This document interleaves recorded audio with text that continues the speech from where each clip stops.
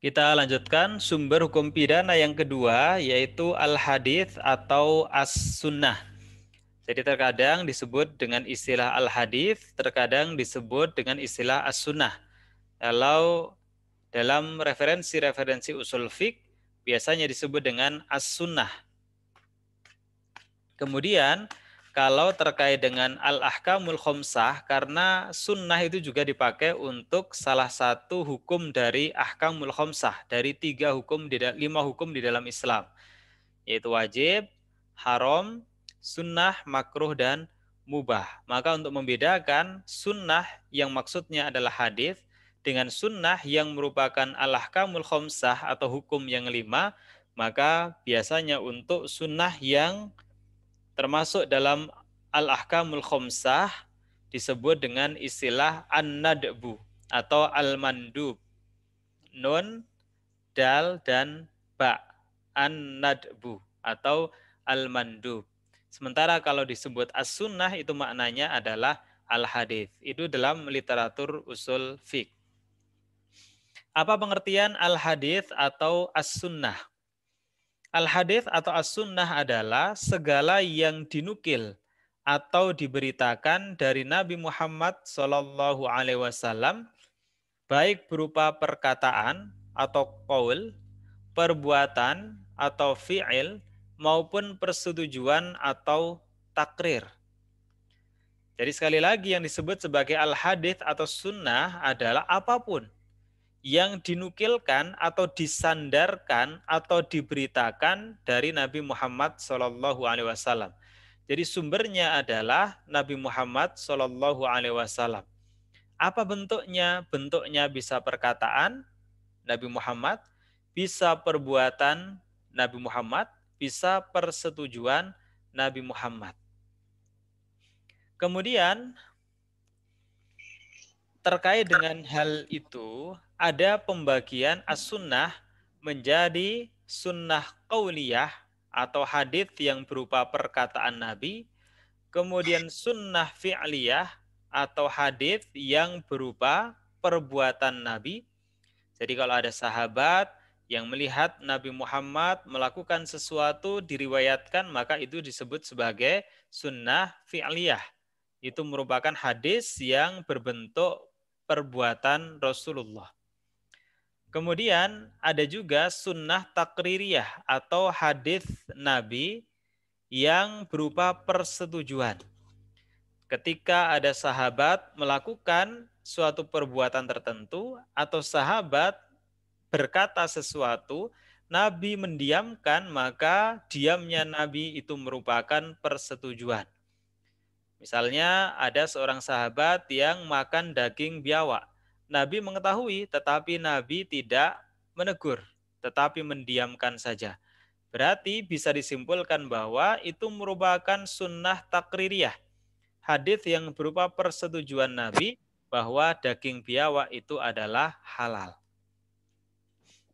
Lantas apa fungsi al-hadis atau as-sunnah? Padahal sudah ada Al-Quran. Kenapa masih ada al-hadits atau as-sunnah?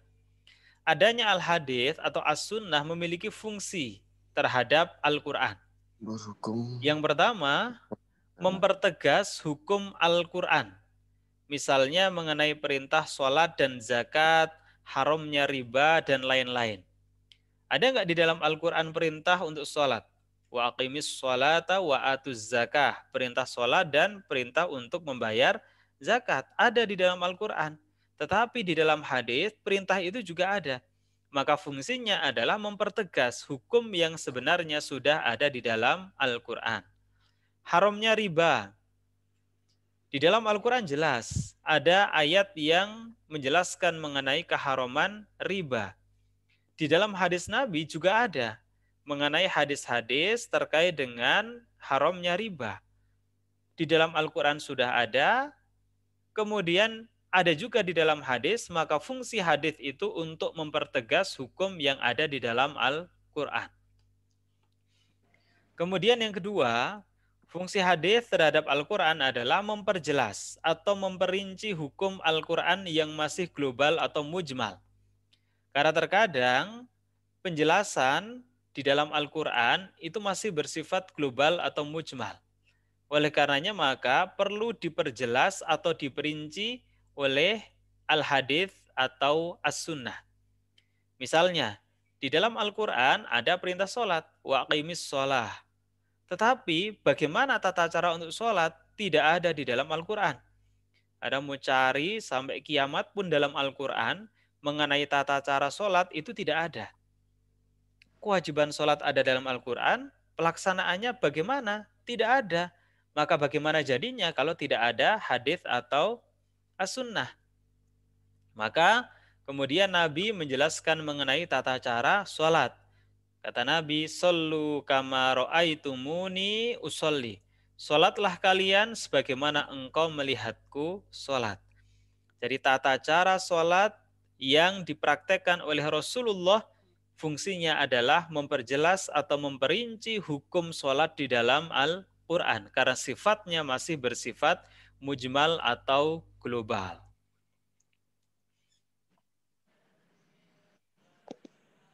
Kemudian fungsi hadis atau sunnah yang ketiga terhadap Al-Quran adalah menetapkan hukum yang belum diatur secara tegas di dalam Al-Quran.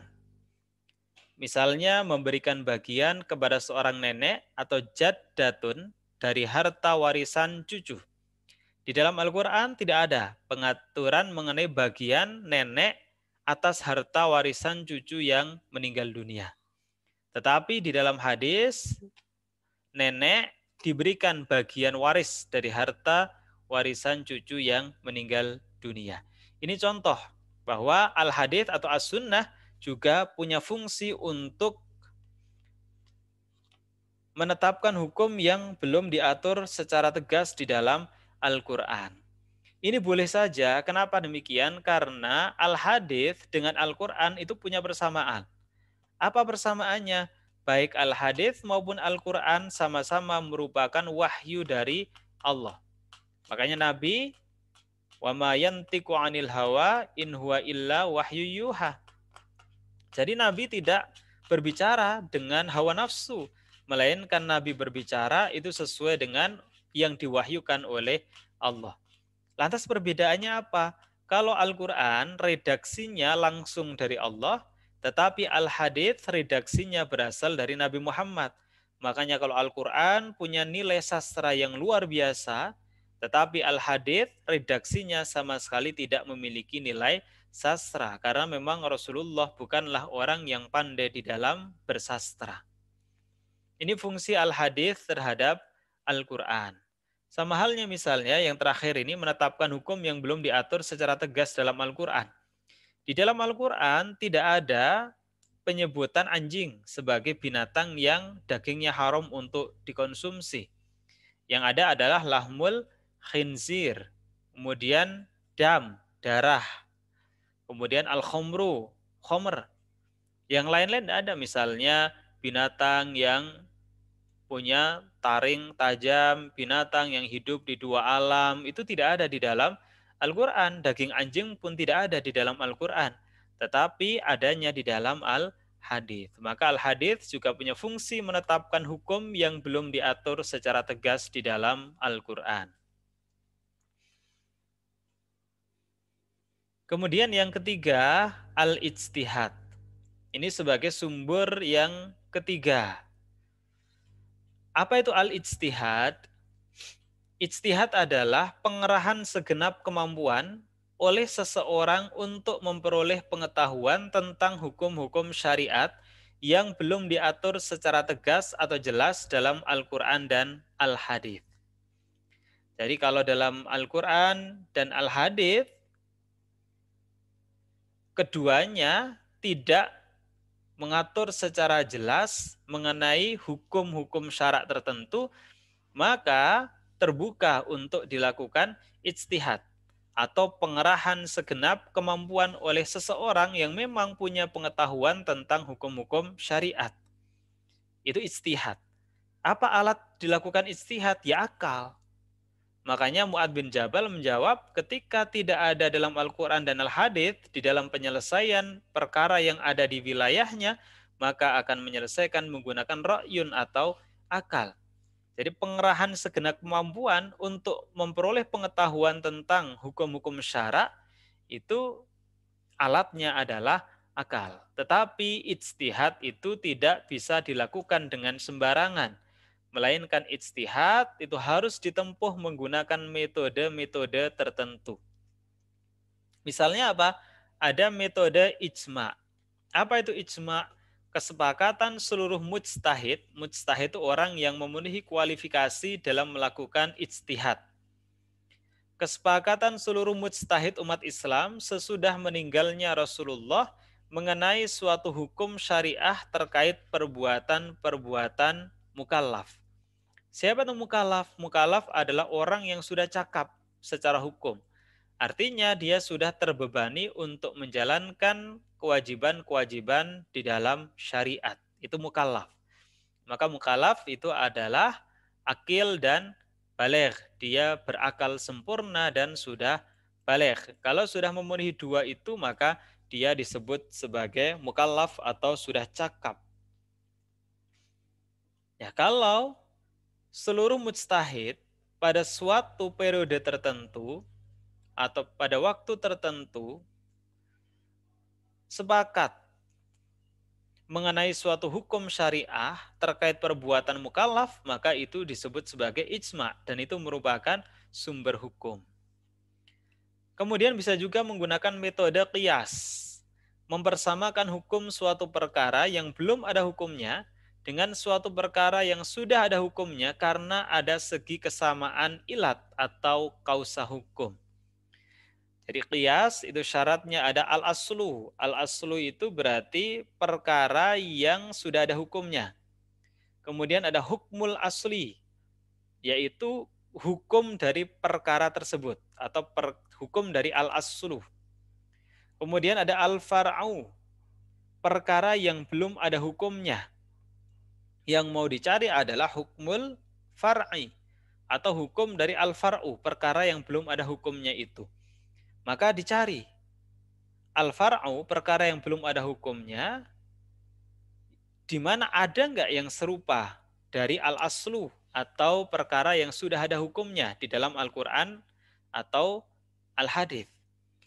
Misalnya mau menghukumi narkoba. Pada zaman Rasulullah belum ada narkoba. Mau dihukumi apa?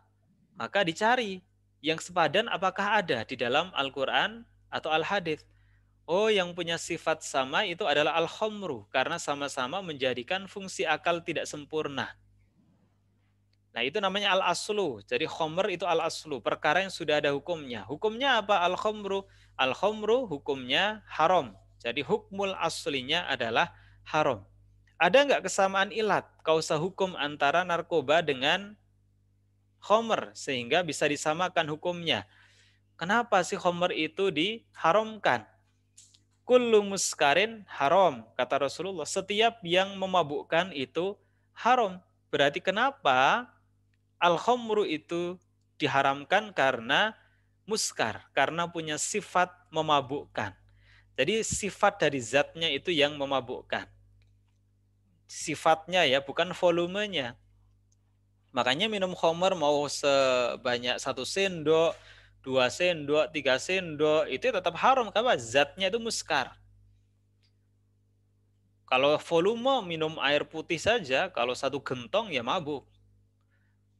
Makan duren, misalnya 5 biji atau 6 biji bisa mabuk. Makan tape misalnya 1 ember ya mabuk. Tapi kan itu tidak haram. Kenapa? Karena tape, air putih, kemudian durian, itu zatnya tidak muskar. Ya, narkotika mau sedikit mau banyak, itu zatnya memang muskar. Juga memabukkan, menjadikan fungsi akal tidak sempurna. Karena itulah maka ada kesamaan ilat atau kausa hukum. Berarti apa hukmul far'inya? Hukum dari narkoba itu apa? Maka dipersamakan yaitu haram. Ini kalau kita menggunakan qiyas. Kemudian ada juga metode qaul sahabi. Fatwa-fatwa yang dikeluarkan oleh sahabat Nabi menyangkut hukum masalah-masalah yang tidak diatur di dalam nas baik Al-Quran maupun Al-Hadith.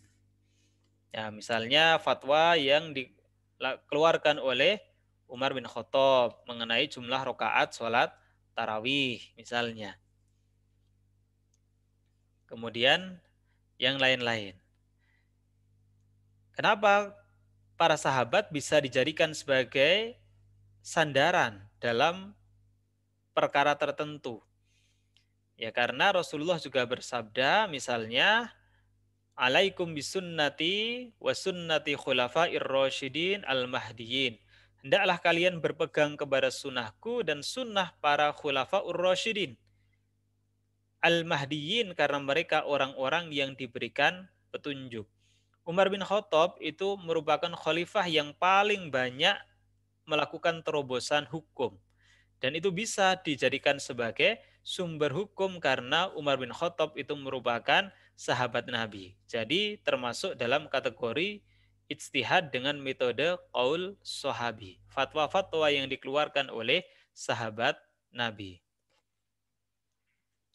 Maslahah mursalah juga bisa menjadi metode di dalam ijtihad. Apa itu maslahah mursalah? Penetapan hukum terhadap suatu peristiwa yang tidak dijelaskan dalam Al-Quran maupun Al-Hadis. Apa dasarnya? Dasarnya adalah kemaslahatan. Misalnya rokok. Muhammadiyah menghukumi haram menggunakan metode ijtihad maslahah mursalah.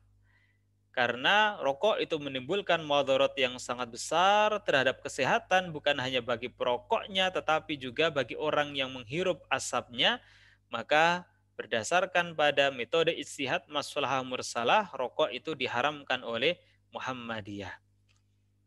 Ya, karena ijtihad itu sifatnya nisbi, relatif, tidak mutlak seperti Al-Quran dan As-Sunnah, maka memungkinkan ada hasil ijtihad yang berbeda. Jadi Imam Hanafi, Imam Maliki, Imam Ahmad, Imam Syafi'i saja bisa memiliki pendapat yang berbeda tentang suatu perkara. Nah, sama halnya dengan rokok. Nahdlatul Ulama juga memberikan fatwa yang berbeda, di mana rokok itu tidak haram karena tidak ada pengharaman rokok secara eksplisit di dalam Al-Quran maupun Al-Hadis. Maka hukumnya adalah makruh. Tidak ada larangan secara jelas, akan tetapi bisa menimbulkan madorot.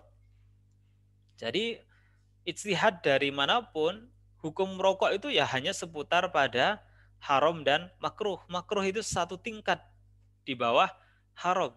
Jadi naik satu tingkat dari makruh itu sudah haram. Makruh itu artinya kalau ditinggalkan berpahala, tapi kalau dilaksanakan tidak mendapatkan dosa. Jadi meninggalkan itu lebih utama. Ini metode ijtihad maslahah mursalah. Dasarnya adalah kemaslahatan. Kemudian ada al-urf atau al-urfu. Apa itu al-urfu? Penetapan hukum terhadap suatu peristiwa berdasarkan kebiasaan-kebiasaan yang terjadi secara terus-menerus.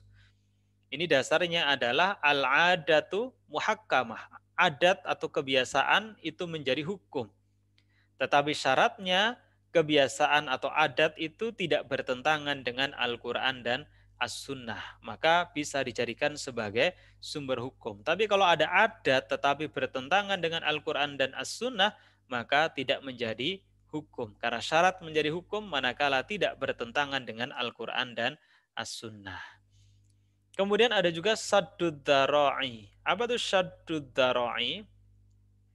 Menghambat atau menyumbat jalan menuju kerusakan atau kemaksiatan. Pada dasarnya, perbuatan tertentu itu tidak dilarang. Tetapi perbuatan itu potensi mengakibatkan terjadinya kerusakan atau kemaksiatan. Maka menjadi dilarang.